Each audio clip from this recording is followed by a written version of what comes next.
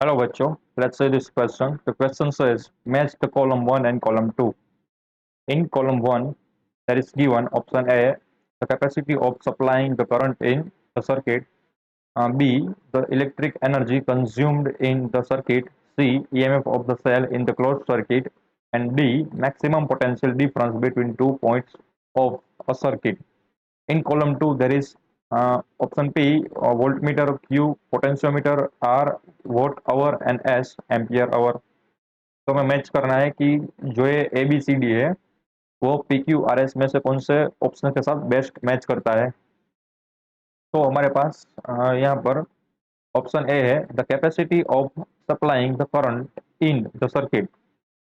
तो ये क्या कह रहा है कि करंट की कैपेसिटी कितनी है, उसको मेजर करने का यूनिट क्या है। ठीक है, ये बेसिकली कॉलम 1 में कुछ डेफिनेशंस गिवन है एंड कॉलम 2 में उस डेफिनेशन के अकॉर्डिंग कौन सा जो उसका यूनिट है या फिर मेजरमेंट डिवाइस है उससे मैच करता है। तो ये जो ऑप्शन ए है वो क्या बोलता है कि capacity of supplying the current in the circuit. मान लो कि हमारे पास एक डिवाइस है, उसको मैं स्क्वायर बॉक्स में रखता हूँ। मान लो कि बैटरी है, ठीक है, बैटरी है। तो ये प्लस बैटरी का टर्मिनल हो गया, यानी ये जो होगा हमारा माइनस का टर्मिनल हो गया। ये हमारी जो हाउस होल्ड बैटरी है, जैसे रिमोट में या फिर कोई टॉय में वगैरह में डालते हैं वही बैटरी है। तो ये उसमें आपने देखा होगा कि कुछ लिखा होता है, कुछ टेक्निकल टर्म लिखे होते हैं कि जैसे कि ये बैटरी है, उसको किसी लोड के साथ अगर मान लो कि कोई एक रेजिस्टेंस है उसके साथ कनेक्ट किया जाए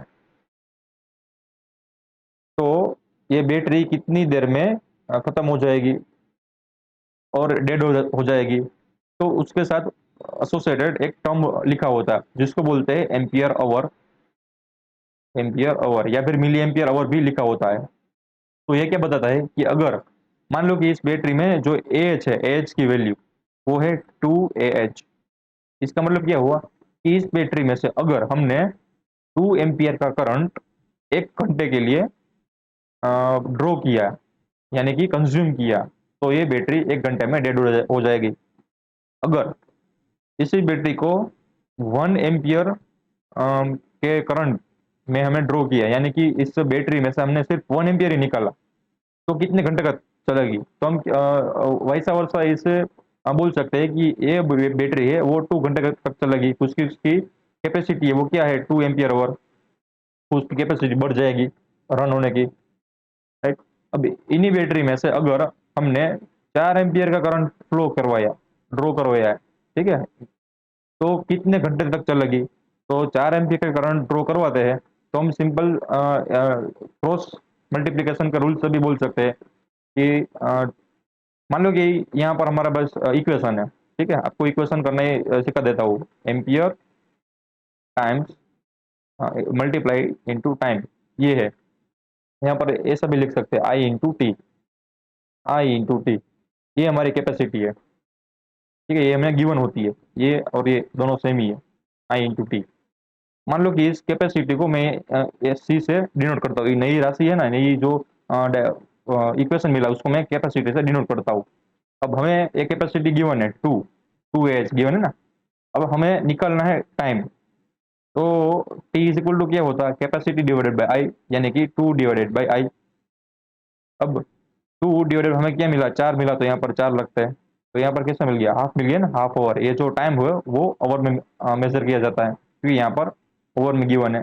तो जब भी इस बैटरी में से 4 एम्पियर का करंट हम ड्रॉ करवाएंगे तो वो बैटरी सिर्फ 1/2 आवर यानी कि आधा घंटा ही चलेगी। तो ये हमारा सिर्फ इक्वेशन दिया गया, ऐसे भी बोल दो बैटरी का कैपेसिटी इक्वेशन एम्पियर के फॉर्म में। तो capacity of supplying current in the circuit, इसके साथ जो बेस्ट मैच है वो है ऑप्शन एस, ये वाला।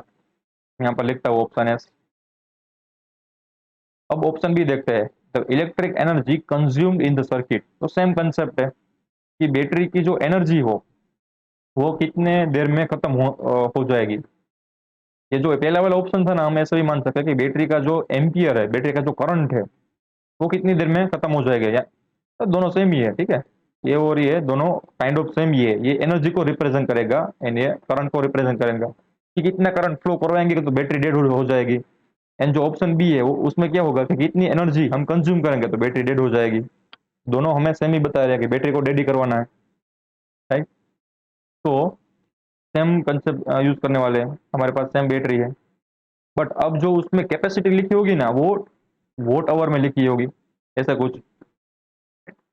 तो मान लो कि इसको मैं बोल देता हूँ, किसी नई क्वांटिटी को मैं डिफाइन करता हूँ, पावर टाइम्स उसका जो टाइम है, इसको मैं बोल देता हूँ कि कुछ अलग क्वांटिटी, राइट। ये मैंने एक पावर टाइम्स इनटू टाइम लिया, राइट। ये जो मल्टीप्लाई है वो टाइम्स नहीं है, ठीक है, ये multiply, power multiply by time is equal to K. इसको मैंने कोई के क्वांटिटी का डिफाइन किया।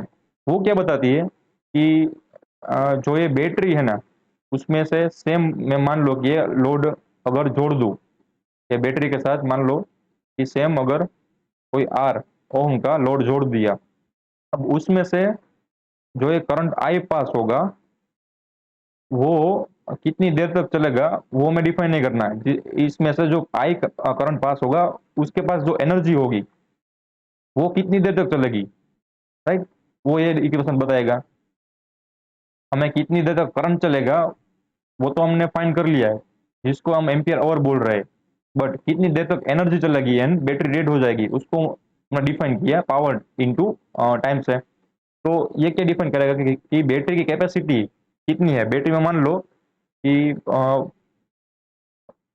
5 वोट आवर की कैपेसिटी गिवन थी, तो इसका मतलब क्या हुआ कि अगर बैटरी में से जो एनर्जी निकल रही है या फिर जो पावर निकल रहा है वो 5 वोट का हो, मान लो कि यहाँ पर रेजिस्टेंस की जगह बजाय आपने एक बल्ब जोड़ दिया, ठीक, यहाँ पर ऐसे कुछ बल्ब जोड़ दिया, तो ये बल्ब 5 वोट का था, ठीक है। इससे आपको आसानी होगी समझने में। तो इस बैटरी में से जो भी करंट पास निकलेगा वो हमें कोई अब प्रॉब्लमेटिक बात नहीं है, बट एनर्जी कितनी यहाँ पर फ्लो होगी, तो एनर्जी फ्लो होगी 5 वोट की। तो इस बैटरी में कितनी देर तक ये बैटरी चलेगी, डेड होने से पहले कितनी देर तक चलेगी। तो ये जो हमारे पास लोड है वो 5 वोट का है एंड बैटरी की कैपेसिटी है वो है 5 वोट आवर। तो ये क्या बताता है कि जब भी किसी बैटरी में अगर 5 वोट का लोड कनेक्टेड किया जाए तो वो बैटरी सिर्फ 1 आवर तक ही चलेगी, ये बताता है। इस इक्वेशन भी हम निकल सकते हैं, टाइम कैसे निकलेगा, तो टी इज इक्वल टू कैसे निकलेगा, इसकी कैपेसिटी कितनी गिवन है 5, यहाँ पर लिखता हूँ 5 डिवाइडेड बाई पावर। तो पावर यानी कि ये हमारा एक्सटर्नल लोड का पावर है, तो यहाँ पर आएगा पी, कितना है घंटा, 1 घंटा। अगर हमारे पास कोई और लोड हो, मान लो कि हमने यहाँ पर हाई वोट का बल्ब रख दिया, मान लो 100 वोट का, तो अब ये बैटरी कितना घंटे चलेगी, तो यहाँ पर वापस से इक्वेशन में पुट करेंगे 5 डिवाइडेड बाई 100। तो यहाँ पर कितना आएगा, यहाँ पर 20 आएगा, तो कुछ 1 घंटे का 20th पार्ट, यानी कि कितना होगा, मिनट में इसको कन्वर्ट करेंगे, तो मिनट में कन्वर्ट करते हैं, यहाँ पर 20, यहाँ पर मिनट आ जाएगा, मिनट तो 3 मिनट ही चलेगा, घंटे तो दूर, यहाँ पर सिर्फ 3 मिनट ही चलेगा, ठीक है। तो ये था हमारा एनर्जी का कंसेप्ट, वोट आवर का कंसेप्ट। जनरली ये हमारे लाइट बिल में भी मिलता है, इसको यूनिट भी बोलते हैं, ठीक है। वोट 1 वोट आवर को ऐसे हम यूनिट भी बोलते हैं, 100 वोट आवर को, राइट, ऐसा कुछ। तो वो कुछ बदर वालने वाली बात नहीं, हमारे सिर्फ कंसेप्ट से मतलब है। तो दूसरे वाले का साथ क्या आएगा, वोट आवर, तो इसके साथ आएगा आर। अब तीसरा जो ऑप्शन है, EMF of the cell in a closed circuit, EMF of the cell in the closed circuit, उसको हम कैसे मेजर करते हैं। तो ईएमएफ जो होती है उसको हम जनरली पोटेंशियोमीटर से या सॉरी वोल्ट मीटर से मेजर करते हैं, क्योंकि उसमें से करंट पास नहीं होती है। हमें पता है कि मान लो कि हमारे पास कुछ बैटरी था, ऐसी बैटरी थी, एंड उसका जो इंटरनल रेजिस्टेंस था वो था स्मॉल आर, ऐसे कुछ। अब हमें वोल्ट मीटर की जो मैकेनिज्म है वो पता है। वोल्ट मीटर होता है ना, उसका जो इंटरनल रेजिस्टेंस होता है ना वो इनफाइनाइट होता है। तो ऐसे कुछ होता है। ये हमारा मान लो कि वोल्ट मीटर था, ये वोल्ट मीटर था। तो हमने बैटरी के साथ जोड़ दिया, यहाँ पर मैं लिखता हूँ वोल्ट, वोल्ट मीटर। तो अब क्या इसमें से करंट पास होगा? नहीं होगा। क्यों? क्योंकि वोल्ट मीटर का आइडियल जो वोल्ट मीटर होता है उसका जो रेजिस्टेंस होता है वो क्या होता है? इनफाइनाइट होता है। वो सिर्फ इन टर्मिनल के बीच का वोल्टेज ही मेजर करता है, यानी भी पोटेंशियल डिफरेंस ही मेजर करता है। तो जब इन सर्किट में से करंट ही पास नहीं होगा, तो यहाँ पर जो वोल्टेज मिलेगा वो कितने मिलेंगे? ईएमएफ जितने ही मिलेंगे, एप्सिलॉन जितने। क्योंकि जब भी करंट पास होगा तो वो इंटरनल रेजिस्टेंस में वोल्टेज ड्रॉप करेगा ना। इसमें पास ही नहीं हो रहा है, तो इंटरनल रेजिस्टेंस है बैटरी का, वो वोल्टेज ड्रॉप ही नहीं करेगा। एंड वोल्टेज ड्रॉप नहीं करेगा तो हमें वो 100% शो करेगा कि यहाँ पर वोल्टेज कितने हैं। तो EMF of the cell in the close circuit can be measured by voltmeter. यहाँ पर हमें मिलता है ऑप्शन नंबर पी। एंड जो maximum potential difference between two points of the circuit, वो ऑप्शन कौन सा बचा? वो बचा पोटेंशियोमीटर।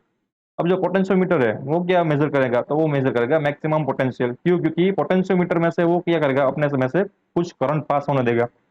पोटेंशियोमीटर क्या होता है? एक प्रैक्टिकल डिवाइस होता है, एंड प्रैक्टिकल डिवाइस में कुछ इंटरनल रेजिस्टेंस एग्जिस्ट करता है, वो इनफाइनाइट रेजिस्टेंस नहीं होता। तो यहाँ पर मैं फिर से ड्रॉ करता हूँ सर्किट। ये बैटरी, बैटरी है, ये माइनस है, प्लस एंड है। अब यहाँ पर जो मैं कनेक्ट कर रहा हूँ वो है हमारा पोटेंशियोमीटर। पोटेंशियोमीटर, तो पोटेंशियोमीटर में जो प्रैक्टिकल एप्लीकेशन है, वोल्ट मीटर का एक प्रैक्टिकल एप्लीकेशन है पोटेंशियोमीटर। पोटेंशियोमीटर में R is not equal to infinite. अब इसकी वजह से क्या होगा कि सर्किट में से थोड़ा करंट फ्लो होने लगेगा, भले ही वो कितना भी स्मॉल हो, बट स्मॉल होगा। इसकी वजह से क्या होगा कि ये जो इंटरनल रेजिस्टेंस है बैटरी का, वहां पर वोल्टेज ड्रॉप यहाँ पर कुछ मिलेगा। कुछ भी वोल्टेज ड्रॉप मान लो, वी वोल्टेज ड्रॉप इसने किया। तो अब क्या होगा कि जब भी पोटेंशियोमीटर वोल्टेज मेजर करेगा, किसका? ये बैटरी का। तो बैटरी का ये माइनस टर्म था एंड ये प्लस पोटेंशियल था, यानी प्लस वो वाला भाग था। अब यहाँ पर जब भी पोटेंशियोमीटर वोल्टेज मेजर करेगा तो उसको कितना वोल्टेज मिलेगा? तो उसको एप्सिलॉन वोल्टेज नहीं मिलेगा, उससे कम मिलेंगे। कितने मिलेंगे? एप्सिलॉन माइनस वी जितने वोल्टेज यहाँ पर पोटेंशियोमीटर मेजर करेगा। तो मान लो कि वो वोल्टेज था वी प्राइम, तो जो पोटेंशियोमीटर मेजर करेगा वो वोल्टेज मेजर करेगा वी प्राइम। क्यों? क्योंकि जो है वी वोल्टेज था वो स्मॉल आर ने ड्रॉप कर दिया है। तो अब जो नया वोल्टेज बचा बैटरी के पास वो बचा वी प्राइम जितना, तो पोटेंशियोमीटर ही उतना ही वोल्टेज मेजर करेगा। तो ऑप्शन डी के पास बेस्ट सुटेबल ऑप्शन होगा, वो क्या होगा? क्यू होगा। तो I hope you understood it well. Best of luck.